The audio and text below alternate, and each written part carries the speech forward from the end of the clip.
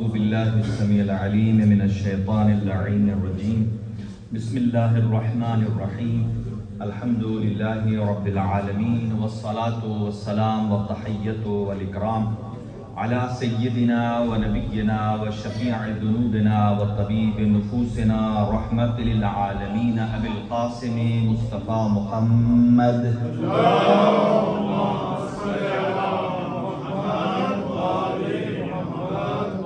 وعلى وصيه ووزيره ووارث علمه علم الأولين والآخرين يعقوب الدين أمير المؤمنين زوج فاطمة الزهراء والد الحسن والحسين سيد الأوصياء علي بن أبي طالب عليه السلام.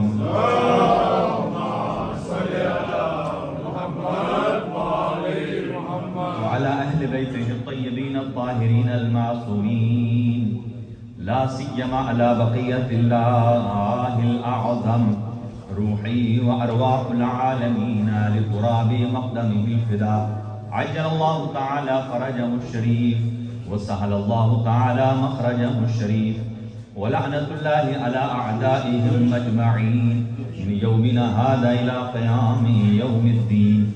أما بعد فقد قال الله الحكيم في كتابه المتين بسم الله الرحمن الرحيم وكذلك يبين الله لكم آياته لعلكم تعقلون. صدق الله العلي العظيم.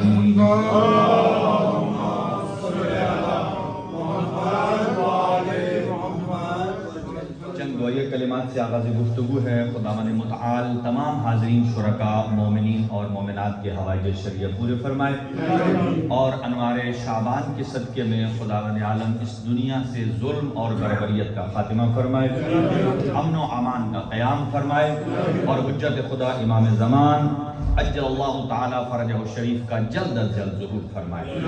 جتنے مریض مومنین ہیں ان کو شفاء کلی عطا فرمائے, جتنے بے اولاد ہیں انہیں اولاد عنایت فرمائے, جنہیں اولاد عطا کی ہے انہیں نیک اور صالح تربیت کی توفیق عنایت فرمائے اور جتنے مومنین اور مومنات شریک ہوئے ہیں رب العالمین ان کی حوائج شرعیہ کو پورا فرمائے اور اس ادارے کو اس کے جو منتظمین ہیں معاونین ہیں اللہ سبحانہ و تعالیٰ ان کی توفیقات خیر میں اضافہ فرمائے اور واقعہ جو شہدائے اسلام آباد ہیں خداوند عالم ان کو جوار معصومین میں جگہ عنایت فرمائے, ان کے لاحقین اور پسماندگان کو صبر جمیل عطا فرمائے.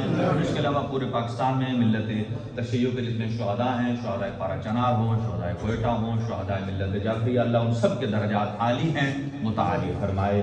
اپنی دعاؤں کی قبولیت والی ایک باواز بلند صلوات مرحبا.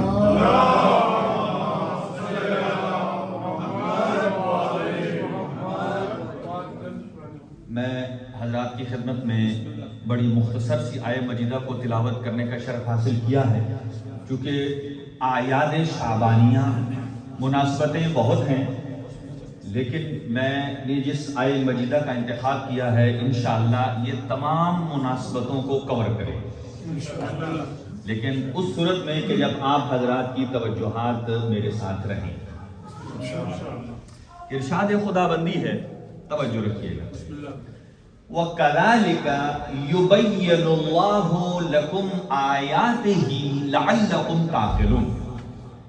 اللہ سبحانہ و تعالی کی ایک سنت کے لیے سنت الہیہ ہے کہ اللہ سبحانہ و تعالی جب بھی صاحبان عقل کو کچھ دکھانا چاہتا ہے, رہنمائی کرنا چاہتا ہے, تو سنت الہیہ یہ ہے کہ وہ آیت کو پیش کرتا ہے اور آیت کے ذریعے سے اس مطلب کو بیان کرتا ہے. آج اسی پر گفتگو ہونی ہے کہ آیات کتنی ہیں, کون کون سی ہیں, اللہ نے کہاں کہاں آیات بھیجی ہیں اور کون کون انہیں سمجھ کر رحمت اللہ ہو گیا اور کون کون ان کا انکار کر کے لعنت اللہ ہو گیا. بہرحال یہ تو جو حدیث مبارکہ ہے یہ خلیفہ اول کی ہے کہ کننا نعرف المنافقین فی عہد رسول اللہ ببغضہم علیہ، کہ رسول خدا کے زمانے میں نبی پاک کی موجودگی میں ہم نے اگر دیکھنا ہوتا تھا کہ مومن کون ہے اور منافق کون ہے تو ہم قرآن کی آیتیں نہیں پڑھتے تھے، آیت اللہ العظمی امیر المؤمنین کو پیش کرتے تھے جو اس آیت الہی کو دیکھ کر مسکرا جائے، وہ مومن کہلاتا تھا، اور جس کا اندر جل جائے۔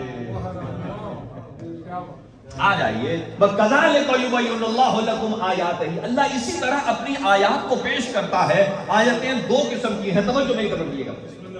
کچھ آیات ہیں جو الفاظ کی شکل میں، وہ قرآن مجید کی آیات ہیں۔ قرآن مجید کی صورتیں ہیں 114، پارے ہیں 30، آیات ہیں لگ بھگ جس پر امت مسلمہ کا اتفاق ہے وہ ہیں 6600۔ یہ وہ آیات الہیہ ہیں، لیکن اللہ سبحانہ و تعالیٰ فرماتا ہے وَكَذَلِكَ يُبَيِّنُ اللَّهُ لَكُمْ، اللہ اس طرح تمہاری خدمت میں، تمہاری معرفت کے لیے، تمہاری عقلوں کے سامنے آیات کو پیش کرتا ہے۔ یہ ہیں آیات لفظیہ، یہ ہے آیات۔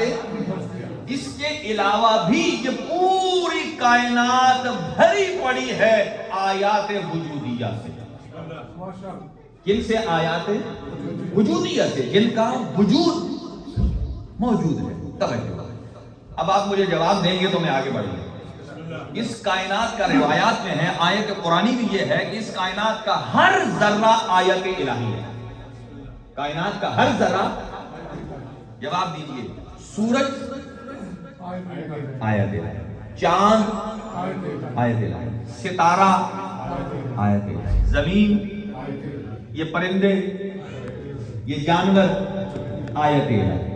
اب سوال یہ ہے، آیت اللہ کسی کو سمجھانا چاہتا ہے کسی چیز سے، مثلا یہ سورج جس کو اللہ نے فرمایا یہ تمہارے لیے آیت ہے، آیت کا مطلب کیا ہے؟ نشانی، کہ جسے دیکھ کر ہم اس طرف اپنی عقل کو متوجہ کریں کہ اس کا بنانے والا کون ہے، اس کو لانے والا کون ہے، اس کو پیدا کرنے والے کا مقصد کیا ہے، تب تو سمجھ آتی ہے آیت الہی، کہ ہم سورج کو سمجھ کر اس کے بنانے والے تک جائیں، چاند کو دیکھ کر اس مقصد کی طرف متوجہ ہوں کہ بنانے والا جس مقصد کے لیے اسے ایجاد کر رہا ہے۔ تو مجھے بتائیے، آج اس سورج کو دیکھ کر کوئی اس سے سبق سیکھتا ہے؟ نہیں۔ وجہ کیا ہے؟ توجہ، آیت، سورج آیت الہیہ ہے، لیکن توجہ، دو باتیں ہوتی، ایک ہوتا ہے معمول کی روٹین کا کام، اس کی کوئی ویلیو نہیں ہوتی۔ آپ کے گھر ہر روز اگر مرغی پکے تو بچوں کو کہیں بچوں آ جاؤ آج ہمارے گھر مرغی پکی ہے، وہ آئیں گے؟ پتہ ہے یہ ڈیلی بات، لیکن آپ مجھ سے کہیں مثلا آج دال مسور کی بنی، دال مسور کی بنی، ٹھیک ہے نا، تو اب اس کے کان کھڑے ہوں گے، کیا چیز ہے جو روٹین سے ہٹ کے پڑی ہے؟ اگر یہاں کے بچے کو نام نہیں آتا وہ دیکھنے ضرور آئے گا کہ وہ دال کیا چیز ہے جو روٹین سے ہٹ کے پڑی ہے۔ توجہ، سورج ہم اس کو آیت الہی یعنی اس سے سمجھتے نہیں ہیں کیونکہ وہ روٹین ورک ہے۔ توجہ، وہ ہر روز صبح طلوع ہوتا ہے اور ہر روز شام کو غروب ہوتا ہے، لہذا ہم اس سے کوئی خاص مطلب نہیں سمجھ لیتے کیونکہ ہماری روٹین میں شامل ہے۔ چاند جو ہر رات کو نکلتا ہے صبح غروب ہو جاتا ہے اور ہماری روٹین کا وقت ہے، ہم اس سے کوئی سمجھتے نہیں ہے۔ جب اللہ سبحانہ و تعالیٰ اس کو عمومی فضا سے نکال کر ایک خصوصیت عطا کرتا ہے تب یہ آیت الہیہ میں تبدیل ہو جاتا ہے۔ سورج ہر روز دیکھتے ہیں لیکن ہماری عادت بن چکا، توجہ، ہماری کیا بن چکا ہے؟ عادت، لہذا جب تک یہ عادت سے نکلے گا نہیں ہم اس سے کچھ سمجھیں گے نہیں۔ جب اسی سورج کو، توجہ میری طرف رکھیے، جب اسی سورج کو لگتا ہے سورج گرہن، اب یہ عام عادت سے ہٹ کر آیت الہی میں تبدیل ہو گیا۔ اب اللہ کی طرف سے حکم ہے اب آپ نماز آیات پڑھیے۔ نماز آیات ہر سورج پر نہیں پڑھی جاتی، جب وہ اپنی عمومیت سے نکل کر خصوصیت میں داخل ہوتا ہے تو یہ آیت الہیہ ہے، تبھی نماز آیات پڑھی جاتی ہے۔ ہر روز چاند نکلتا ہے لیکن یہ ہماری عادت ہے. لیکن ہر روز نماز آیات نہیں پڑھنا، لیکن جب چاند گرہن لگ جائے، بولیے نماز آیات والی، مجھے بتائیے یہ زمین ہر وقت حرکت میں ہے، ہر وقت حرکت میں ہے لیکن نماز آیات نہیں ہے. لیکن جب اسی میں حرکت خلاف عادت ہو جائے، زلزلہ آ جائے، تو اب یہ عمومیت سے نکل کر، بولیے خصوصیت میں آ گئی ہے، یعنی عادت سے نکل کر آیت الہیہ میں تبدیل ہو گئی ہے. ہواؤں کا چلنا یہ عادت ہے، لیکن جب یہ طوفان میں تبدیل ہو جائے تو یہ آیت الہی میں تبدیل ہو جاتی ہے. آئیے میں آپ کو اس کا ایک اور انداز سناتا ہوں، یہ بات ذہن نشین ہو گئی ہے. اللہ یبین اللہ لکم آیاتہ، اللہ اپنی آیات کے ذریعے بندوں کو سکھانا چاہتا ہے. بندہ سورج سے نہیں سیکھتا، چاند سے نہیں سیکھ رہا، چونکہ یہ ہماری عادت میں تبدیل ہو گیا ہے. لیکن جب تک اللہ اس کو عادت سے نکال کر خصوصیت میں تبدیل نہیں کرتا ہے، تب تک اللہ سبحانہ و تعالیٰ کی اس آیت سے کوئی سمجھنے والا نہیں ہے. توجہ، سورج آیت الہی تھا، یہ عادت بن گئی. کیا بن گئی؟ جب اللہ نے اس کو دوبارہ عادت سے نکال کر آیت میں تبدیل کیا، اب یہ خصوصیت اختیار کر گیا. توجہ، اب آ جائیے اس مطلب پر.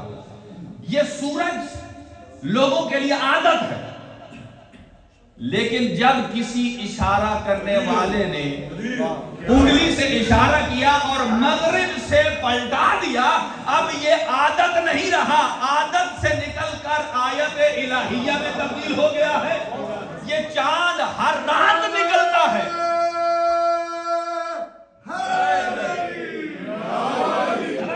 یہ سورج ہماری عادت بن گیا ہے، اور اگر کسی کی انگلی کے اشارے سے پلٹ جائے، اب یہ عادت سے نکل کر خصوصیت میں آ گیا ہے. جب خصوصیت میں آ گیا تو اب یہ آیت الہیہ تبدیل ہو گیا ہے. چاند ہر روز نکلتا ہے، یہ عادت الہیہ ہے، لیکن اگر کسی کی انگلی سے یہ دو حصوں میں تقسیم ہو جائے، اب یہ عادت سے نکل کر یہ آیت الہیہ میں تبدیل ہو گیا ہے. توجہ، ٹڈیوں کا پیدا ہونا، ٹڈیوں کا پیدا ہونا، فصلوں کو برباد کر دینا، یہ عادت الہیہ ہے. لیکن اگر قوم فرعون کے لیے پیدا ہو جائے تو یہ عادت سے نکل کر آیت الہیہ میں تبدیل ہو جاتی ہے. آسمان سے پانی کا برسنا یہ عادت الہیہ ہے، اور اگر میدان احد کا ہو، آسمان سے ذوالفقار آئے تو پانی کا برسنا عادت ہے، لافتہ کی آواز کا آنا یہ آیت الہیہ ہے. نعرہ تکبیر، اللہ اکبر، نعرہ تکبیر، اللہ اکبر، نعرہ رسالت یا رسول اللہ، نعرہ رسالت یا رسول اللہ، نعرہ حیدری، حیدری، زندہ باد، حسینیت زندہ باد، یزیدیت مردہ باد، یزیدیت مردہ باد، بلندتر صلوات. انتہائی شکر گزار ہوں، چونکہ میں ہمیشہ ایسے موضوعات کا انتخاب کرتا ہوں جو بڑے مشکل ہوتے ہیں، لیکن خوشی اس بات کی ہے کہ میں مطلب پہنچا پا رہا ہوں، اور جو عرض کرنا چاہتا ہوں وہ آپ تک پہنچ رہا ہے. توجہ، یعنی جب تک اللہ کسی کی عادی کیفیت کو نکال کر خصوصیت میں داخل نہیں کرتا ہے تو وہ آیت میں تبدیل نہیں ہوتی ہے. آسمان سے پانی کے قطرات کا گرنا یہ عادت الہیہ ہے. میدان احد میں اگر لوہے کا برسنا یہ آیت الہیہ ہے. توجہ، عرض کروں گا آپ کی خدمت میں، مجھے اتنا بتائیے کہ آسمان میں پرندوں کا اڑنا، توجہ، آسمان میں پرندوں کا اڑنا عادت الہیہ ہے. توجہ، آسمان میں پرندوں کا اڑنا، بولیے، عادت ہے. لیکن اگر کوئی عبد المطلب کے سامنے ابرہہ کا لشکر آ جائے، وہاں ابابیلوں کا آ جانا یہ آیت سے نکال کر، عادت سے نکال کر آیت میں تبدیل کر دیتا ہے. توجہ، مکڑی کا کام ہے جالا بنانا، مکڑی کا عادت ہے کہ وہ جالا بنائے، لیکن اگر محمد مصطفیٰ غار میں چلے جائیں، غار کے دروازے پر مکڑی کا جالا بنانا یہ عادت نہیں ہے، یہ آیت الہیہ ہے۔ توجہ، اب مجھے نہیں معلوم کس کس کے دل میں ولایت علی ہے، کون انوار شعبان میں آیا ہے۔ اب ملاؤ ذرا میرے مولا علی کے ساتھ کون کون کون ہے۔ اب مجھے بتائیے، جو جو اپنا بچہ جنتی ہے اپنے گھروں میں داخل ہوتی ہے، دروازے سے داخل ہونا یہ عادت ہے، اور اگر علی کی ماں کے لیے اللہ دیوار کعبہ کو کھول دے اب یہ عادت نہیں ہے، علی کا دیوار کعبہ کے لیے آنا یہ آیت الہیہ بن جاتا ہے۔ چمن چمن کلی کلی علی علی علی علی، چمن چمن کلی کلی علی علی علی علی، نگر نگر گلی گلی علی علی علی علی، نگر نگر گلی گلی علی علی علی علی، نعرہ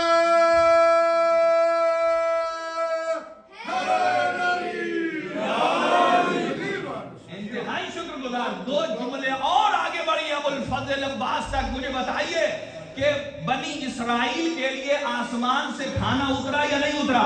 بولیے، اترا، جسے کیا کہا جاتا ہے؟ منو سلوا۔ اتنی بار اترا کہ انہوں نے حضرت موسیٰ سے ڈیمانڈ کی، اے اللہ کے نبی، اللہ کو کہیے اب یہ کھا کھا کے ہم تھک گئے ہیں، کوئی نئی چیز بھیجیے۔ اس کا مطلب یہ ہے آسمان سے زمین پر بنی اسرائیل کے لیے کھانے کا اترنا یہ عادت ہے،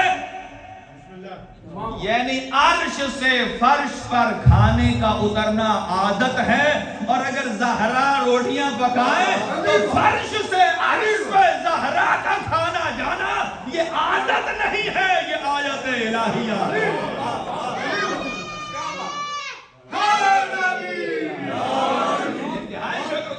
اب مجھے بچوں کو بھی یہ بات سمجھ آ رہی ہے۔ اگلی بات دیکھیے، یہ ہے علم ابو الفضل عباس۔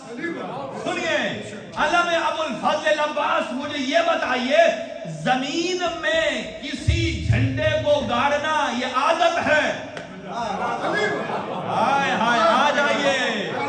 زمین میں دنیا کا ہر بندہ، ہر سپاہی زمین پہ علم گاڑتا ہے۔ توجہ، دو ہی خلاف عادت کسی نے علم گاڑے ہیں، اگر کوئی پتھر پہ علم گاڑے تو وہ علی کہلاتا ہے، اور اگر پانی پہ علم گاڑے ابو الفضل عباس کہلاتا ہے۔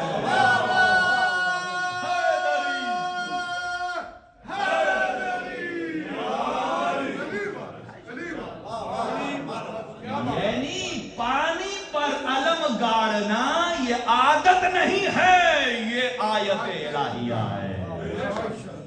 آیت الہیہ یہ بہت طویل سبجیکٹ ہے، میں ادھر اسی کو کلوز کر کے آگے بڑھنا چاہتا ہوں۔ دوبارہ سنیے، ارشاد پروردگار کیا ہے؟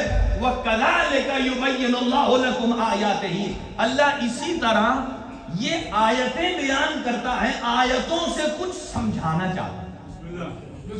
چلیے ایک اور بات آ گئی ہے، قیمتی جملہ، توجہ ضائع نہ کیجیے گا۔ یہ کیا ہے؟ پانی کا گلاس۔ یعنی میں عرض کرنا چاہتا ہوں، جتنے میری یوتھ نوجوان بیٹھے ہیں، بزرگ تو ماشاءاللہ سن سن کے اتنے عادی ہو چکے ہیں کہ ان کا یہاں آئی کیو ہے۔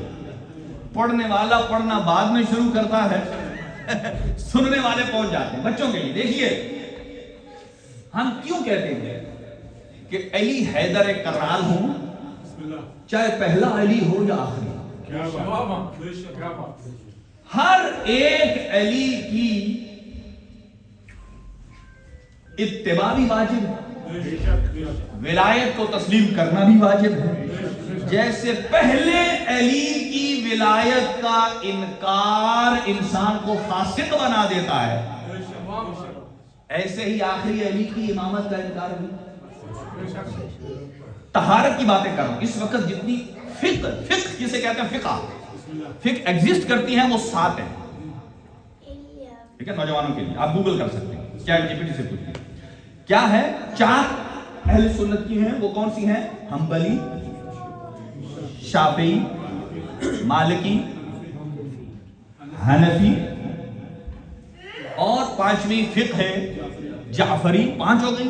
ایک چھٹی ہے فقہ زیدیہ، ایک ساتویں ہے زاہدیہ. کتنی ہو گئی؟ 7 فقہوں کا کمبائن مشترکہ مسئلہ یہ ہے جو بتا رہا ہوں، تاکہ کسی کو کوئی اعتراض نہیں رہے. 7 فقہوں کا. مثلا اس گلاس میں ہے پانی، ٹھیک ہے. اب کسی نے میرے سامنے یہاں پہلے سے آ کے رکھا، مجھے اس میں ڈاؤٹ ہو گیا یہ پاک ہے یا پاک نہیں. ایگزامپل دے رہا ہوں، ٹھیک ہے جی، پاک ہے یا پاک نہیں.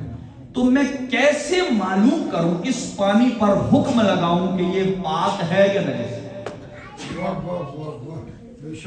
اس کی طہارت، یہ پانی ہے نا، پانی کی طہارت کا حکم لگانے کے لیے 7 فقہوں کا مشترکہ مسئلہ بتا رہا.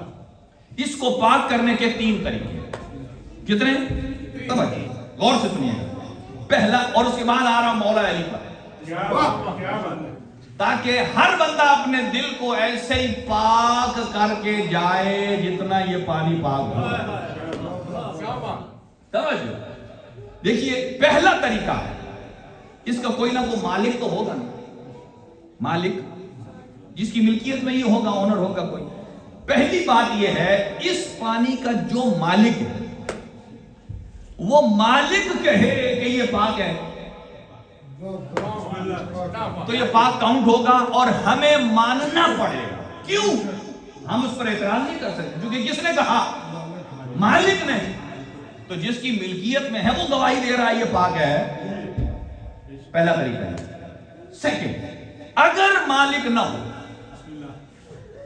اگر مالک نہ ہو تو پھر کیا کریں؟ پھینک دیں؟ نہیں، پھینکنا حل نہیں ہے مسئلے کا. مسئلہ یہ ہے کہ اس کا طہارت کا حکم کیسے لگائیں. اس کے لیے شریعت مقدسہ نے 7 فقہوں میں کہا ہے کہ اس کا دوسرا حل یہ ہے، اس میں بینہ شرعیہ قائم ہونا چاہیے. کیا قائم ہو؟ بینہ شرعیہ. بینہ کہتے ہیں 2 عادل گواہ، کہ کوئی بھی 2 عادل مومن کھڑے ہوں، وہ کہیں ہم نے دیکھا ہے یا گواہی دی ہے کہ یہ پانی، تو ہم کیا شمار کریں گے؟ اس لیے کہ 2 عادل. ٹھیک ہے، بالفرض مالک بھی نہیں ملا، 2 عادل بھی نہیں ملے. اب کیا کریں؟ تو تیسرا حل یہ ہے، اسے کہا جاتا ہے علم وجدان. کیا کہا جاتا ہے؟ علم وجدان، یعنی اپنی آنکھوں سے دیکھے ہوئے عمل کی تصدیق. اور وہ یہ ہے کہ میں نے اپنی آنکھوں سے دیکھا کہ فلاں آدمی نے پاک و پاکیزہ بوتل وہاں سے لی، اس سے پانی اس میں، بولیے، اپنی آنکھوں سے پاکیزہ پانی ڈالتے ہوئے دیکھا. اب مجھے بتائیے کوئی شک کی گنجائش ہے؟ جب میں نے اپنی آنکھوں سے دیکھ لیا تو پہلے 2 کی ضرورت ہے نہیں. یا مالک کہے پہلی یہ پاک ہے تو باقی 2 کی ضرورت ہے؟ 2 گواہ نہیں دیکھنے کی نہیں. یعنی تینوں میں سے کوئی ایک بھی اگر طریقہ ایگزسٹ کرتا ہے تو یہ پانی. اب آ جائیے ذات امیر المومنین پر. امیر المومنین کہاں دنیا میں آئے؟ کعبے میں. جو میرے مولا علی کے ساتھ ملانا چاہتا ہے ذرا سوچ کے ملایا کرو. توجہ، یہاں ہے کوئی ایک طریقہ بھی مالک کہے پاک ہے تو پاک ہے. اگر مالک نہیں ہے بینہ شرعیہ، 2 عادل گواہ ہوں. اگر 2 عادل گواہ بھی نہیں ہے تو علم وجدان. ابھی ذات علی کی طہارت کے بارے میں صرف ذات علی نہیں، چاہے علی ابن ابی طالب ہو، چاہے حسن مجتبی ہو، چاہے حسین شہید کربلا ہو، چاہے مہدی آخر زمان ہو، ہر ایک کی طہارت کے لیے پہلی تو بات یہ ہے، پہلا طریقہ ہے مالک کہے، دوسرا بینہ شرعیہ، تیسرا ہے علم وجدان کہے. پہلا بات یہ ہے کہ اللہ سبحانہ و تعالی مالک کائنات بھی ہے، مالک مصطفیٰ بھی ہے، مالک مرتضیٰ بھی ہے. اللہ نے فرمایا انما یرید اللہ لیذھب عنکم الرجس اہل البیت ویطہرکم تطہیرا. مالک کہہ رہا ہے ان ہستیوں کو میں نے ایسے پاک کیا ہے جیسے پاک کرنے کا حق ہے. جب مالک کہے پاک ہے تو باقی نہ بینہ شرعیہ کی ضرورت ہے نہ علم وجدان کی ضرورت ہے.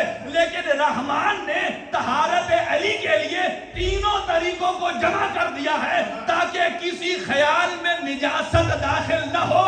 مالک بھی کہہ رہا ہے یہ طاہر ہے اور اس پر بینہ شرعیہ دو گواہ بھی لا دیے ہیں. ایک جبرائیل امین معصوم وحی لانے والا ہے, دوسرا محمد مصطفیٰ بیان کرنے والے ہیں. مالک بھی کہہ رہا ہے پاک ہے اور دو گواہ بھی کہہ رہے ہیں پاک ہے. اور کہا تیسرا طریقہ یہ ہے کوئی اللہ کو نہیں مانتا نہ مانے, جو دو گواہوں کو نہیں مانتا نہ مانے. جب مادر علی بیت اللہ کے قریب آئی ہے اور جتنا مجمع جمع تھا انہوں نے جاتے بھی دیکھا آتے بھی دیکھا. رحمان نے کہا جو مجھے نہیں مانتا نہ مانے. علم وجدان یہ ہے جو اپنی آنکھوں سے عمل دیکھے اس پر یقین کرے. جس نے مادر علی کو کعبے میں جاتے دیکھا ہے علم وجدان بھی کہتا ہے علی بھی پاک ہے, مادر علی بھی پاک ہے.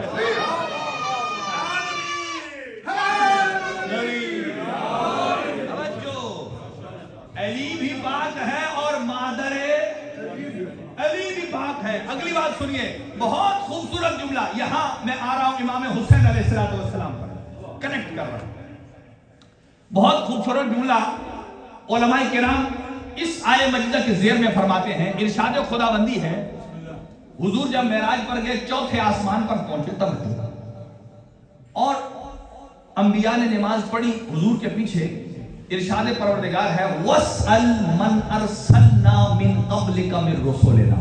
یہ جو آپ کے پیچھے جنہوں نے نماز پڑھی ہے نا ان سے پوچھئے کہ اللہ نے آپ کو یہ نبوت عطا کیسے کی. تو سارے رسل نے بالجماعت یہ کہا اقررنا بشہادت اللہ الہ الا اللہ واقررنا بانک محمد رسول اللہ وَأَقْرَرْنَا بِأَخِيكَ عَلِيًّا وَلِيُّ اللَّهِ. یہ اللہ نے ہمیں نبوتیں رسالتیں دی ہیں, ہم نے اللہ کی توحید کا اقرار کیا, آپ کی نبوت کا اقرار کیا اور آپ کے بھائی علی کی ولایت کا اقرار کیا. توجہ, 1,23,999 انبیاء میں اور مصطفیٰ میں فرق یہ ہے 1,23,999 کو نبوتیں ملی ہیں تو علی کے صدقے, اور مصطفیٰ کون ہے یا ایھا الرسول بلغ ما انزل الیک. اے علی اے مصطفیٰ آج علی سنا دیجئے, اگر نہیں سنائیں گے تو آپ نے نبوت کا کچھ کیا نہیں ہے. 1,23,999 کو ملی ہے تو علی کی وجہ سے, اور محمد مصطفیٰ کی نبوت بچی ہے تو علی کے صدقے. اگلی بات سنیے, باریک بات جس تک پہنچنا چاہتا ہوں. یہاں دو جملے ہیں, ایک ہے نبوت انبیاء اور ایک ہے صفات انبیاء. توجہ, صفات آدم صفی اللہ, نوح نبی اللہ, ابراہیم خلیل اللہ. نبوت الگ ہے صفوت الگ ہے. توجہ, نبوت الگ ہے صفوت. ابراہیم کی نبوت الگ ہے اور خلت الگ ہے. یہ بات ہو رہی تھی نبوت کی, ابھی نہ صفوت کی بات ہے نہ خلت کی بات ہے نہ نجیت کی بات ہے نہ کلیم اللہ کی بات ہے. توجہ, بہت خوبصورت جملہ لکھا ہے ہمارے استاد محترم نے, فرمایا اگر علی کا خلاصہ کیا جائے, علماء فرماتے ہیں کہ علی خطبہ بھی ہے, علی خطیب بھی ہے, علی خطابت بھی ہے, علی صدر بھی ہے, علی صادر بھی ہے, علی اصدر بھی ہے, علی طاہر بھی ہے, علی طہارت بھی ہے, علی اطہر بھی ہے, علی ہادی بھی ہے, علی ہدیہ بھی ہے, علی ہدایت بھی ہے, علی امر بھی ہے, علی امیر بھی ہے, علی امارت بھی ہے, علی قائم بھی ہے, علی قیام بھی ہے, علی قیامت بھی ہے, علی سید بھی ہے, علی سیادت بھی ہے, علی صدارت بھی ہے. اور یہ فرماتے ہیں یہ نور علی وہ ہے کہ جب پیشانی آدم میں آیا تو آدم صفی اللہ بنے, جب پیشانی نوح میں آیا تو نجی اللہ بنے, پیشانی ابراہیم میں آیا تو خلیل اللہ بنے, پیشانی موسیٰ میں آیا تو کلیم اللہ بنے, عیسیٰ میں آیا تو روح اللہ بنا. توجہ, کہا جب یہی نور علی طور پہ گیا تو جلوہ بنا، عرش پہ گیا تو لہجہ بنا، کعبے میں آیا تو اولا بنا، غدیر میں گیا تو مولا بنا۔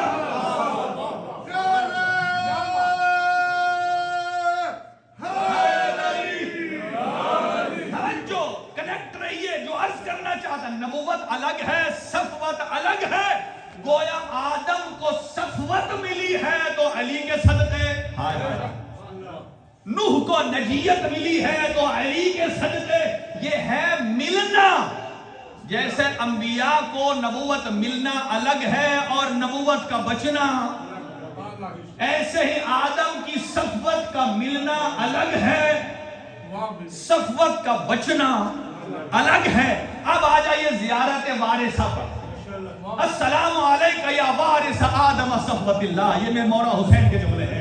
السلام علیکہ یا وارث نوح نجی اللہ، السلام علیکہ یا وارث ابراہیم خلیل اللہ، السلام علیکہ یا وارث موسیٰ کلیم اللہ، السلام علیکہ یا وارث عیسیٰ روح اللہ، السلام علیکہ یا وارث محمد حبیب اللہ، السلام علیکہ یا وارث علی ولی اللہ۔ توجہ، آدم علیہ السلام کو صفوت ملی ہے تو علی کے صدقے میں حسین ہے وارث صفوت آدم، حسین ہے وارث نجیت نوح۔ اس کا مطلب یہ ہے آدم صفی اللہ ہے علی کے صدقے میں، آدم کی صفوت بچی ہے حسین کے صدقے میں۔ حضرت نوح نجی اللہ ہے علی کے صدقے میں اور نجات بچی ہے تو حسین کے صدقے میں۔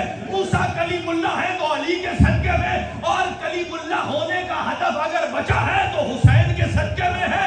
اگر عیسیٰ روح اللہ ہے تو علی کے صدقے میں، اور عیسیٰ کی روح اللہیت بچی ہے تو حسین کے صدقے میں۔ توجہ، اس لیے سارے انبیاء ہر شب جمعہ حسین کی زری پر آ کر شکر ادا کرتے ہیں، اے حسین اگر آپ قربانی نہ دیتے، آدم نے کہا آپ نہ ہوتے تو میری صفوت نہ بچتی، نوح نے کہا آپ نہ ہوتے تو میری نجیت نہ بچتی۔ توجہ، سارے انبیاء کے صفات کا خلاصہ ہے حسین بن علی، اور حسین کی تمام صفات کا وارث ہے صاحب العصر والزمان۔ صلی اللہ محمد و آل محمد۔ اب ذرا میں تیزی سے گزروں گا۔ کون حسین، کون سی صفات جن کے وارث حضرت صاحب العصر والزمان ہیں؟ یہاں بہت سارے موضوع ہیں امام زمان اجل اللہ تعالیٰ فرج شریف پر۔ ایک یہ ہے کہ آپ کی مدت اتنی طولانی کیوں ہے، اس پر بھی ایک آیت پیش کر دیتا ہوں۔ ارشاد خداوندی ہے کہ جب حضرت یونس مچھلی کے پیٹ میں گئے، قرآن کہتا ہے لولا انہ کان من المسبحین للبث فی بطنہ الی یوم یبعثون۔ اگر مچھلی کے پیٹ میں حضرت یونس تسبیح الہی نہ کرتے تو اللہ مچھلی کو زندہ رکھتا تا صبح قیامت۔ ایک ہی دلیل لے رہا ہوں، قرآن کی آیت ہے کہ اگر حضرت یونس کہاں ہے؟ مچھلی کے پیٹ میں، اور مچھلی کے پیٹ میں قرآن کیا فرما رہا ہے؟ لولا انہ کان من المسبحین، اگر وہ تسبیح الہی نہ کرتے تو تا صبح قیامت اللہ مچھلی کو زندہ رکھتا۔ اب سوال یہ ہے، اللہ کے نبی تو یونس ہیں، مچھلی تو نہیں، تو اللہ مچھلی کو کیوں اتنا زندہ رکھ رہا ہے؟ اس لیے اس مچھلی نے پناہ دی ہے ایک معصوم نبی کو۔ ایک مچھلی نے پناہ دی ہے کس کو؟ معصوم نبی کو۔ گویا جو نبی کی پناہ گاہ بن جائے، اللہ تا صبح قیامت اسے زندہ رکھنا چاہتا ہے، اس لیے کہ وہ پناہ گاہ نبی بن گئی ہے۔ تو جو چھوٹے نبی کی پناہ گاہ ہو وہ تو صبح قیامت تک زندہ رہے، اور جو محمد مصطفیٰ کی پناہ گاہ ابو طالب بن جائے، اللہ فرماتا ہے ہر جزاء الاحسان الا الاحسان، اے ابو طالب ہر احسان کا بدلہ احسان ہے۔ آپ نے میرے مصطفیٰ کو پناہ دی ہے، تو جب تک کلمہ میں محمد جب تک تیرے بیٹے علی ولی اللہ کا نام باقی رہے.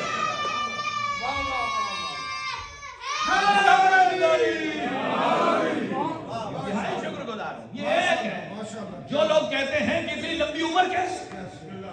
اچھا، اور کئی لوگ آج بڑے انٹیلیکچوئل بنتے ہیں، وہ کہتے ہیں اتنے 70,000 بندہ ادھر مارا گیا. تو امام زمانہ آئے کیوں؟ وہ ویٹ کر رہے ہیں، دیکھ رہے ہیں کہ ظلم اور بڑھے. ارے بھائی، اس کی بھی ایک ایگزامپل نوجوانوں کے لیے. مجھے بتائیے، نبی پاک صلی اللہ علیہ وسلم سید الانبیاء ہیں یا نہیں؟ اور آپ نے اعلان نبوت کب کیا؟ اعلان رسالت 40 سال میں. 40 سال سے پہلے نبی کہاں تھے؟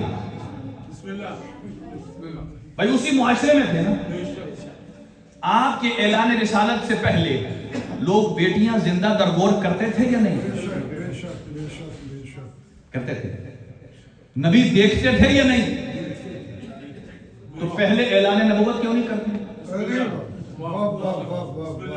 بھائی ہمارا عقیدہ کیا ہے کہ نبی 40 سال میں نہیں بنے، نبی بن کر آئے، بن کر آئے ہیں نبی. تو نبی اسی معاشرے میں تھے، دیکھ رہے تھے زندہ درگور کر رہے ہیں. تو کیوں نہیں کہا یا اللہ 40 سال کا کیوں انتظار کروا رہا؟ ابھی اعلان کر دوں تاکہ ان کو بتاؤں کہ یہ کام درست نہیں ہے. تو قرآن کیا کہتا ہے؟ وَلَا يَحْسَبَنَّ الَّذِينَ كَفَرُوا أَنَّمَا نُمْلِي لَهُمْ خَيْرٌ لِأَنفُسِهِمْ. اللہ سبحانہ و تعالیٰ فرما رہا ہے کہ یہ منشائے پروردگار ہے کہ وہ کب کہتا ہے اعلان رسالت کرنا ہے اور کب فرماتا ہے کہ اعلان ظہور ہونا ہے. یہ جو لمبا کسی کو ظلم کر رہے ہیں، اس کا مطلب یہ نہیں ہے ان کے ظلم میں کوئی بھلائی ہے. اللہ فرما رہا ہے اللہ تو انہیں ڈھیل دے رہا ہے. انما نملی لہم لیزدادوا اثما، تاکہ یہ گناہ پہ گناہ کرتے جائیں اور عذاب الہی کی گرفت میں آتے چلے جائیں. اسی لیے وہ محمد مصطفیٰ ہیں اور یہ محمد مہدی ہیں. اسی لیے حضور نے فرمایا میرے 12 جانشین ہوں گے، پہلے علی اور آخری وہ جس کا نام میرا نام، جس کا لقب میرا لقب، جس کی کنیت میری کنیت. اور فرق یہ ہے مجھ پر نبوتیں ختم ہو رہی ہیں اور اس پر ولایتیں تمام ہو رہی ہیں. ولایتیں تمام ہو رہی ہیں. توجہ. اب آ جائیے 2 باتیں. تیسری ہو حجت خدا. جب اس دنیا میں تشریف لا رہے ہیں تو حضرت، چونکہ قریب ترین زمانہ یہی پڑتا ہے 15 شعبان کی، اسی لیے حجت خدا پر گفتگو کی جائے، پھر کچھ علائم ظہور پر گفتگو اور آج کے زمانے کے اعتبار سے اپنے نوجوانوں پر. آپ نے ارشاد فرمایا 11ویں امام نے کہ پھوپھی اماں آج آپ یہی تشریف رکھیے. آج اللہ سبحانہ و تعالیٰ اپنی آخری نشانی بھیجنے والا ہے. بی بی حکیمہ خاتون نے فرمایا میں کوئی ولادت کے آثار نہیں دیکھ رہی. فرمایا اس لیے کہ یہ مثل موسیٰ ہے. یہ مثل موسیٰ ہے. کہاں؟ آج ہی کی رات ہے. اور جب رات کا کافی عرصہ گزرا، بی بی حکیمہ خاتون کے ذہن میں آیا کہ ابھی تک تو کوئی تشریف آوری ہوئی نہیں ہے، تو شاید کہیں ایسا نہ ہو کہ یہ رات نہیں اگلی رات ہو. باہر صحن میں نماز پڑھ رہے تھے 11ویں امام، وہیں سے آواز دی. کہا اے پھوپھی اماں حیرت زدہ نہ ہوئیے، وہ رات آج ہی ہے. اللہ حجت خدا کو آج ہی بھیجنے والا ہے. توجہ. اتنے میں بی بی حکیمہ خاتون، یہ پہلی روایت ہے جو بی بی بیان فرماتی ہے جنہوں نے امام زمان کی زیارت فرمائی ہے، کہا اتنے میں دیکھا کہ ہمارے سامنے ایک نور کا حلقہ بن گیا.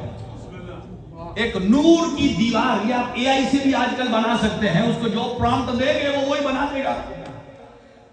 ایک نور کا حلقہ بن گیا. اور اس کے بعد کیا دیکھا؟ جب نور کی روشنی چھٹی تو محمد کا بیٹا محمد ہے جس نے 7 اعضاء سجدے میں رکھے ہیں.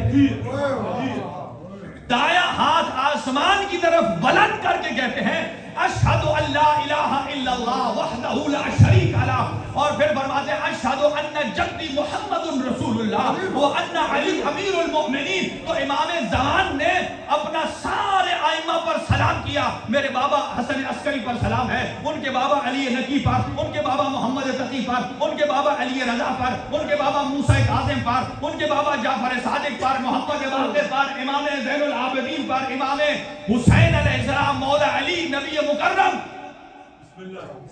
ہر ایک پر سلام کیا۔ میں کہوں گا اے امام زمانہ، آپ کو سلام صرف اپنے بابا نے کیا تھا، آپ کہنا چاہیے تھا وعلیک السلام یا ابی، اے میرے بابا آپ پر میرا سلام ہو۔ آپ نے پورا شجرہ کیوں گنوایا ہے؟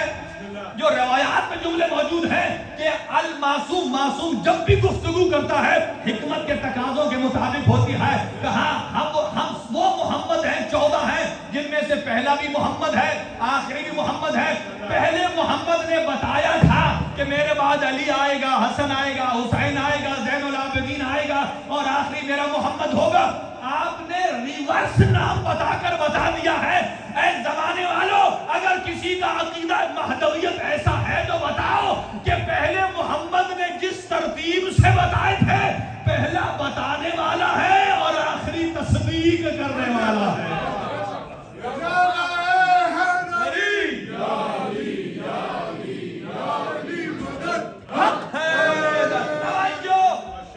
میں یہاں کہا کرتا ہوں کہ یہ وہ نور والا خاندان ہے، دنیا میں نورانی قاعدہ پڑھ کر نورانی ہونے والے اور ہیں، اور اللہ کی طرف سے نورانی بن کے آنے والے اور ہیں۔ توجہ، اب یہاں ایک اور باریک بات دیکھیے، امام زمان اپنے گھر میں ہیں اور اتنے میں آپ کے گھر کے باہر جو منڈیر ہے، یعنی جو باہر وال باؤنڈری ہوتی ہے، اس کے اوپر بی بی حکیمہ خاتون نے کہا امام حسن عسکری علیہ السلام سے، میں نے دیکھا کہ دیوار کے اوپر رأیتہم طیورا خضرا، کچھ سبز قسم کے پرندے بیٹھے ہیں، کوا نہیں، کالا کوا نہیں، سبز قسم کا پرندے بیٹھے ہیں۔ تو امام حسن عسکری علیہ السلام نے کہا ہاں پھوپھی اماں، اور پھر فرمایا آگے فرمائیے۔ کہا وہ جو سارے بیٹھے نا سب، ان میں سے جو ایک بڑا پرندہ ہے وہ بار بار نیچے آتا ہے اور امام زمان کے کان میں کوئی بات کرتا ہے، پھر دوبارہ وہاں جا کر بیٹھ جاتا ہے۔ کہا یہ کیا ہے؟ کہا لا تخافی ولا تحزنی، اے میری اماں، اے پھوپھی اماں حیرت زدہ نہ ہوئیے، یہ جو دیوار پہ بیٹھے ہیں یہ ملائکہ ہیں، یہ فرشتے ہیں، اور ان میں سے جو بڑا فرشتہ ہے، پرندہ ہے، وہ روح القدس ہے، اور وہ روح القدس جن ملائکہ کو آنے کی اجازت نہیں ملی ان کی نیابت میں سلام لایا ہے، اور زمانے کے امام کی خدمت میں ان کا سلام پیش کرتا ہے۔ کہا یہ روح القدس ہے جس کے ذریعے اللہ معصوم کی تائید فرماتا ہے، اللہ معصوم کی تائید فرماتا ہے۔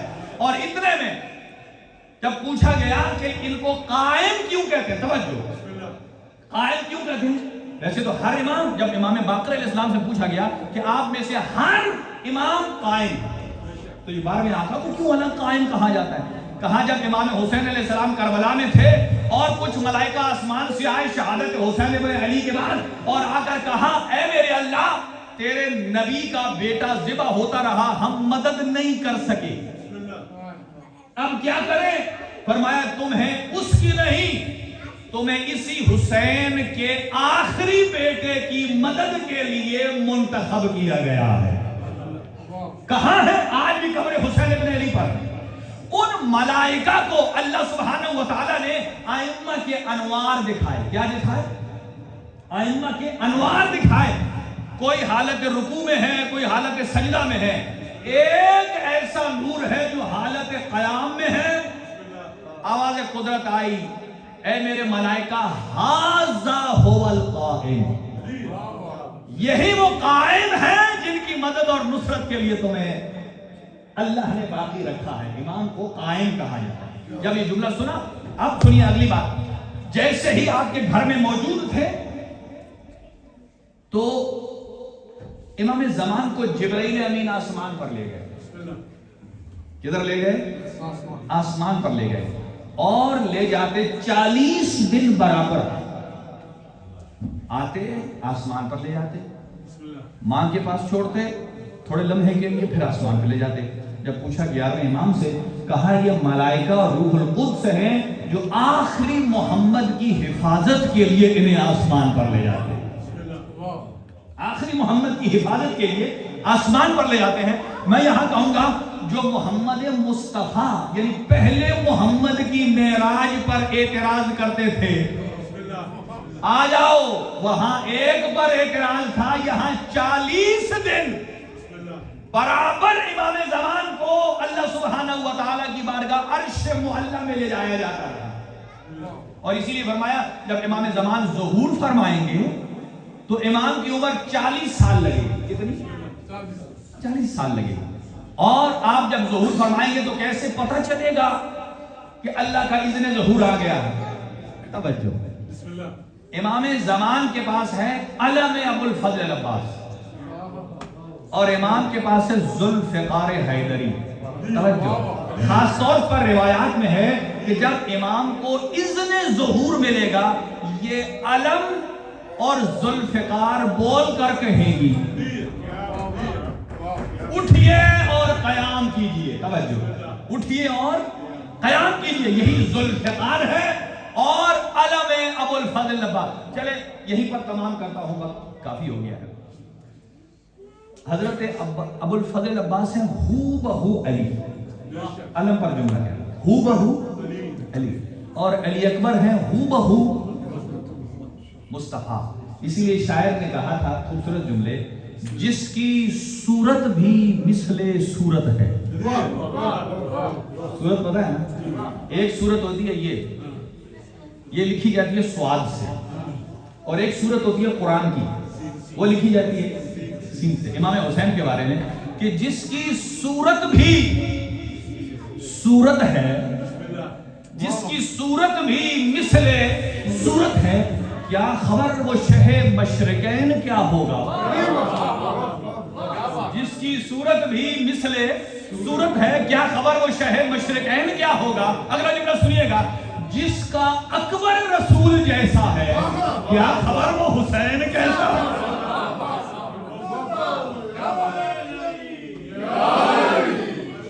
کیا خبر وہ حسین کیسا ہوگا؟ اب علم پر 3-4 جملے، چونکہ علم ابو الفضل، اچھا روایت ہے ان اللہ تعالی، حضور سرور کائنات فرماتے ہیں ان اللہ تعالی، اللہ سبحانہ و تعالی نے بیان کیا ہے، چلیے اس روایت کو چھوڑ کر حضور فرماتے ہیں اف یفتخر فی یوم القیامت آدم بابنہ شیس، جب قیامت کا دن آئے گا آدم اپنے بیٹے شیس پر فخر کریں گے، ابراہیم اپنے بیٹے اسماعیل پر فخر کریں گے، میں محمد اپنے علی پر فخر کروں گا، مریم اپنے بیٹے عیسیٰ پر فخر کریں گی، ہائے ہائے، اور ام البنین اپنے بیٹے عباس پر فخر کریں گی۔ کس وجہ سے؟ سنیے گا، آدم فخر کریں گے شیش پر کہ فرما بردار تھے، ابراہیم خلیل اللہ تھے، فخر کریں گے اپنے بیٹے ذبیح اللہ پر، محمد مصطفیٰ فخر کریں گے اپنے علی ولی اللہ پر، حضرت مریم فخر کریں گی عیسیٰ پر، روح اللہ پر، کہ جس نے ماں کی طہارت کی گواہی دی۔ حضرت عیسیٰ روح اللہ کے درجے پر فائز ہوئے تو ماں فخر کر رہی ہے۔ توجہ، ام البنین کیوں فخر کریں گی؟ اس لیے کہ ام البنین کا بیٹا نہ نبی ہے، نہ رسول ہے، نہ امام ہے۔ شاید ام البنین حضرت مریم سے یہ کہیں، اے مریم آپ کس بات پہ فخر کر رہی ہیں کہ جب علی کا 12واں ظہور کرے گا تو تیرا بیٹا عیسیٰ وہ میرے مہدی کا سپاہی ہوگا، تیرا بیٹا مہدی کا سپاہی ہوگا، اور میرا ابو الفضل عباس مہدی کا علمبردار ہوگا۔ ہائے ہائے ہائے، سپاہی کا کام ہوتا ہے کسی کام اور حکم کو فالو کرنا، علمبردار کا کام ہوتا ہے حکم چلانا، کمانڈ دینا۔ اے مریم تیرا بیٹا مہدی کے علمبردار کی اتباع کرنے والا ہے، اور میرا عباس تیرے عیسیٰ پر حکم چلانے والا ہے۔ جس عیسیٰ پر جس کا حکم چلے وہ ابو الفضل عباس ہے، اور ابو الفضل پر جس کا حکم چلے وہ ام البنین۔ حضرت ام البنین فاطمہ کلابیہ کہتے ہیں. اگلی بات سنیے، آخری جملہ اور اسی پر تمام. اسی لیے کہا گیا ہے علم ابو الفضل العباس اور علم علی میں کیا فرق ہے؟ علم ابو الفضل العباس اور علم، یہ ہسٹری علم کی یہ ہے کہ حضرت آدم علیہ السلام نے اس علم کو بنایا، حضرت ابراہیم نے اس علم کو سفید کی علامت میں بلند کیا، اور تب یہ 3 نام استعمال ہوتے تھے. توجہ، 3 نام استعمال ہوتے تھے، علم، لواء اور رعیت.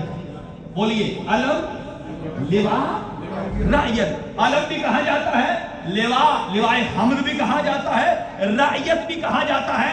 یہ جدا ہو گئے حضرت آدم کے بعد. کسی کے قبیلے میں علم آیا، کسی کے پاس رعیت آئی، کسی کے پاس لواء آیا. لیکن حضرت قصی بن قلاب حضرت ابراہیم کی نسل میں سے، جو شجرہ حضور سرور کائنات ہے، حضرت قصی پر آ کر تینوں چیزیں جمع ہو گئی، علم بھی، رعیت بھی، لواء بھی. اور ان تینوں کا وارث بنا ہے تو علی ابن ابی طالب، جو پرچم دار مصطفیٰ ہے. چاہے بدر ہو، چاہے احد ہو، چاہے حنین ہو، جہاں جہاں محمد مصطفیٰ گئے ہیں علم بردار علی ابن ابی طالب تھے، اور جہاں جہاں حسین گئے ہیں علم بردار ابو الفضل العباس ہے. فرق یہ ہے کہ علی کے علم کے نیچے مومن بھی ہوتا تھا، ساتھ ساتھ منافق بھی ہوتے تھے. لیکن عباس کا علم جس گھر پہ لگ جائے پتہ یہ چل جاتا ہے علی کے علم کے نیچے منافق بھی آ سکتا ہے، لیکن عباس کے علم کے نیچے تا صبح قیامت صرف مومن ہی نظر آئے گا.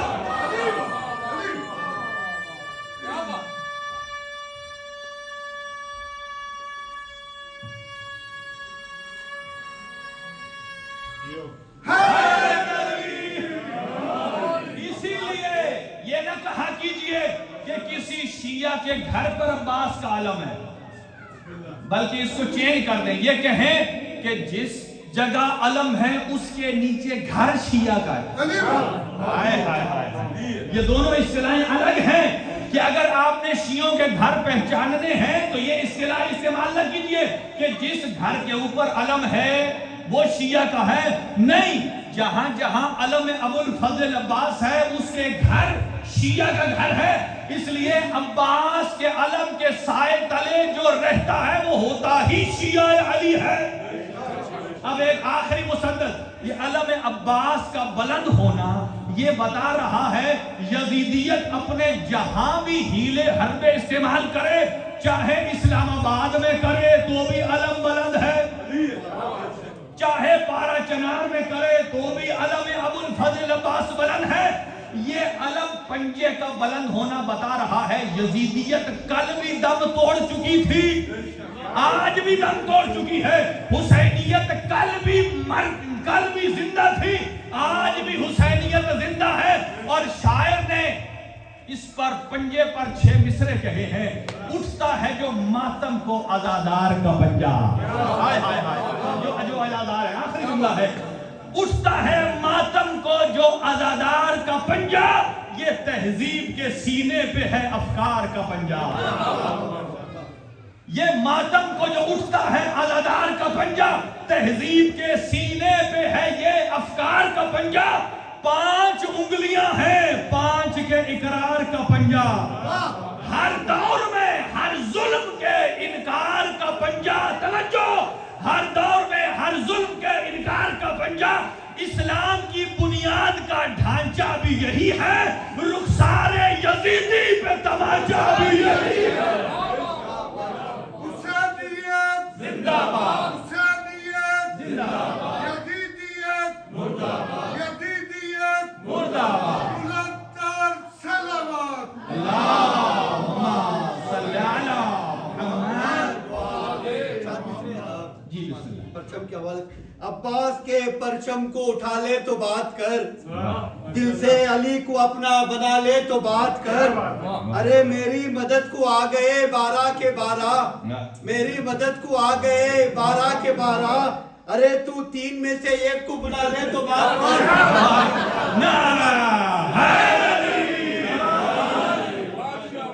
دعا ہے پروردگار عالم بحق محمد و اہل بیت محمد، پروردگار اس یزیدیت کو جو کل سے نابود ہو رہی ہے تا قیامت نابود فرما، پرچم حسین کو بلند فرما، شہداء کو شہداء کربلا کے ساتھ معشور فرما، پروردگار مومنین مومنات سب کی توفیقات خیر میں اضافہ فرما، جتنے ہمارے نوجوان یوتھ موجود ہے سب کو والدین کا فرما بردار بنا اور بزرگوں اور والدین کا سایہ قائم و دائم فرما.